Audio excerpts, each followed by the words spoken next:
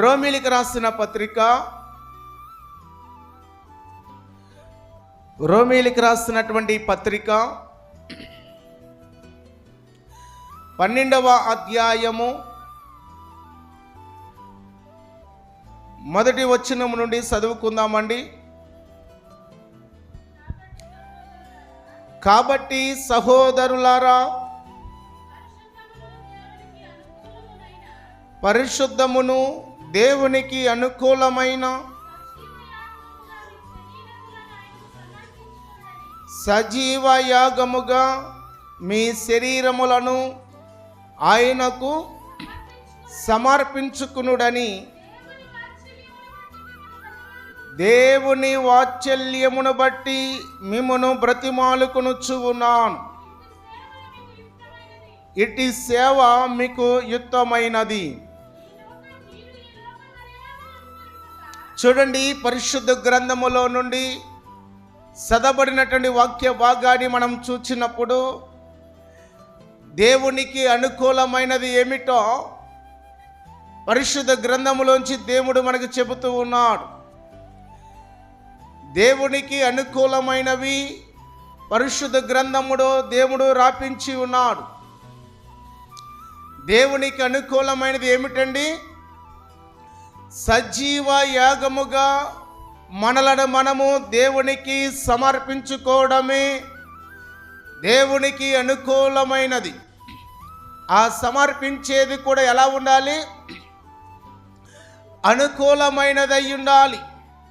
ఈరోజు దేవుని సన్నిధికి వస్తూ ఉన్నారు కానీ మన యొక్క ప్రాణాత్మ దేహములను దేవునికి సమర్పిస్తూ ఉన్నాము అనుకుంటున్నాము, కానీ దేవునికి అనుకూలమైనటువంటి సజీవ యాగముగా మన శరీరాలను సమర్పించుకోలేని వారిగా ఉంటూ ఉన్నారు. అయితే గమనించాలి, అనుకూలమైనది ఏమిటి అంటే నీ దగ్గర ఉన్నటువంటి డబ్బు కాదు, నీ దగ్గర ఉన్నటువంటి ఆస్తి కాదు, నీ దగ్గర ఉన్నటువంటి అందము కాదు, కానీ దేవునికి ఏమి కావాలి, దేవునికి ఏది అనుకూలమైనది అని మనం చూచినప్పుడు సజీవ యాగముగా దేవునికి అనుకూలమైనటువంటి ప్రాణాత్మ దేహములను దేవునికి సమర్పించవలసిన వారమై ఉన్నాం. ఈ విషయాన్ని గమనించాలి. అది ఎలాగండి? దేవునికి అనుకూలమైన సజీవమైనటువంటి శరీరములంటే మరి ఎలా ఉంటుంది అని మనం చూస్తే దేవుడి కింద వచనాల్లో మనకి చెబుతున్న మాట ఏమిటో తెలుసా? ఉత్తమమును అనుకూలమును సంపూర్ణమయ్యున్న దేవుని చిత్తమేదో పరీక్షించి తెలుసుకున్నట్లు మీ మనస్సు మారి నూతన మగుట వలన రూపాంతరము పొందుడి. చూడండి, సజీవ యాగముగా దేవునికి సమర్పించుకోవడం అంటే అర్థమేమిటి అంటే మనస్సు మారి రూపాంతరము చెందబడుటయే దేవుడికి అనుకూలమైనటువంటి మన దేహాలు. ఈ విషయాన్ని గమనించాలి.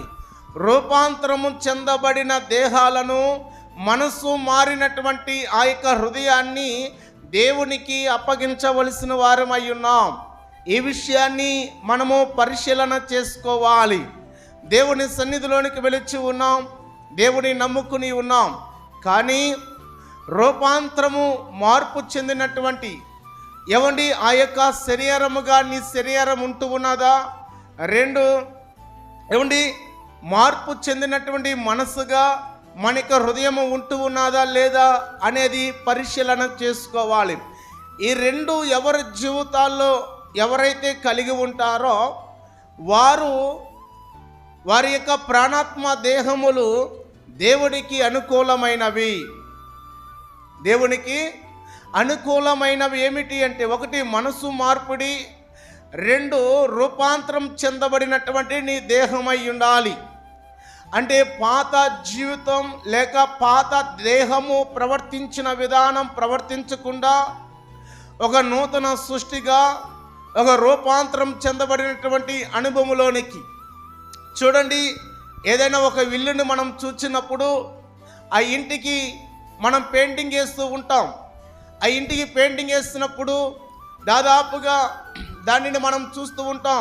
ఒక 5 సంవత్సరాల పాటు మనం అలాగే చూస్తూ ఉంటాం.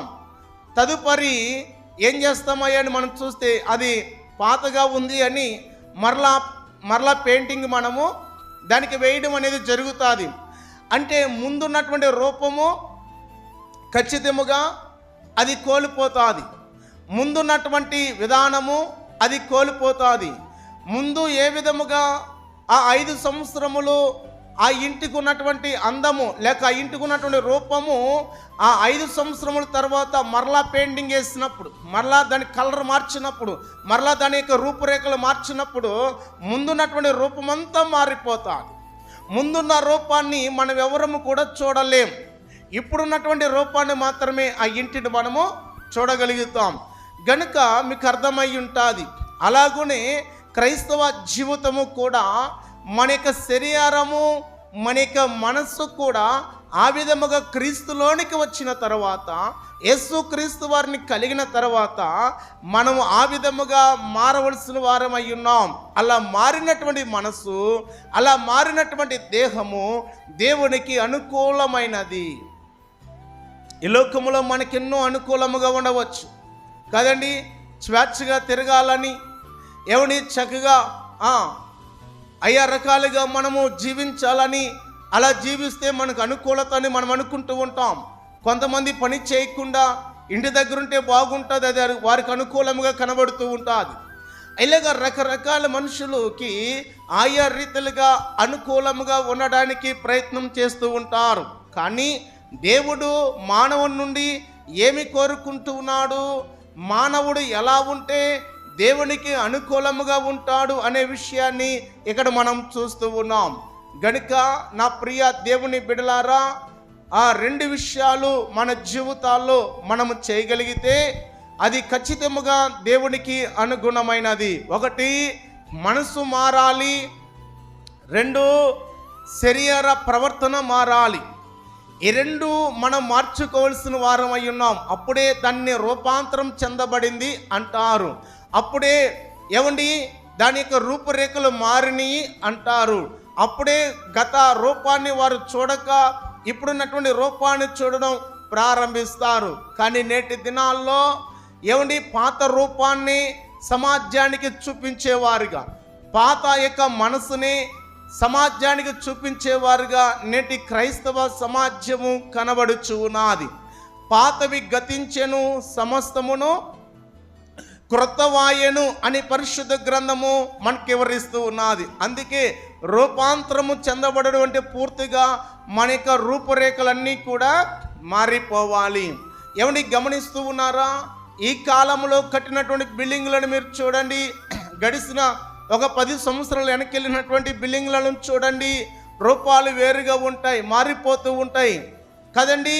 అలాగునే మనము కూడా లోకములో జీవించినప్పుడు ఒక రూపముగా, ఒక ప్రవర్తన లేక ఒక మనసును కలిగి మనం ఉండవచ్చు. కానీ క్రీస్తులోనికి వచ్చిన తర్వాత ఆ 2 మార్పు చెంది మనం క్రీస్తులోనికి వచ్చి ఆయనకి ఆ 2 అప్పగించగలిగితే అది చాలా ఆయనకి అనుకూలమైన జీవితం అని వాక్యము సెలవిస్తుంది. బిడ్డలారా, దయతో జ్ఞాపకం చేసుకుని మరి మనం పరిశీలన చేసుకోవాలి. మనకు అనుకూలమైనది మనము కలిగి ఉండడము కాదు, కానీ నా నుండి నా దేవునికి ఏది అనుకూలమైనదో అది నేను చేయడానికి ఇష్టపడాలి, దానిని మాత్రమే నేను అనుసరించడానికి ఇష్టపడాలి అని మనం తలంచవలసిన వారమై ఉన్నాం. ఈ లోకంలో మనం చేస్తాము కదండి, నీకేది ఇష్టమో లేక నీకేది అనుకూలమో అది నేను చేసి పెడతాను అంటూ ఉంటారు కదండి. గడిగా గమనిస్తూ ఉన్నారా? పరిశుద్ధ గ్రంథములో చాలా సంఘటనలు కూడా లేకపోలేదు. గనుక అయితే మనకు అలా కాదు, కానీ మన దేవునికి, మనం ఆరాధిస్తున్న దేవునికి మనల నుండి మనం ఏమి చేస్తే ఆయనకు అనుకూలముగా ఉంటుందో దానిని మాత్రమే మనము చేయవలసిన వారమై ఉన్నాం అనే విషయాన్ని గమనించండి. మొదటి మాటలో మనం ఏం చూస్తున్నామండి? దేవునికి అనుకూలమైనది ఏమిటి?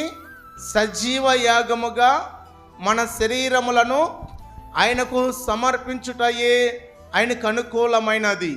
అంటే సజీవ యాగముగా శరీరాలను సమర్పించడము అంటే అర్థము మనసు మారడము, మన యొక్క దేహం యొక్క శరీరం యొక్క ప్రవర్తన మార్చుకోవడము.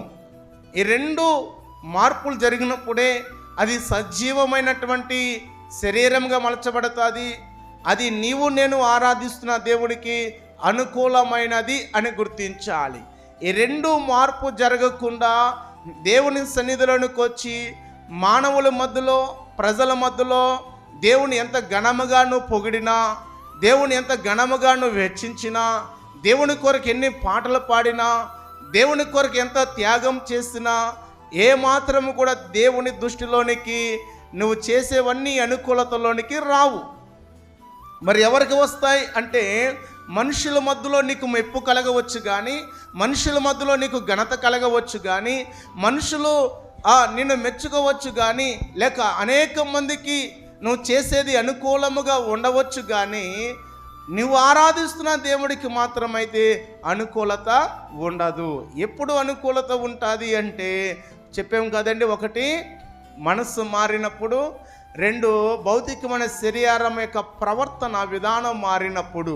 ఈ రెండు మారి ప్రభుకు అప్పగించుకుని ప్రభులో కొనసాగుతూ ఉండు. అది దేవునికి అనుకూలమైనదని వాక్యము సెలవిస్తూ ఉన్నది.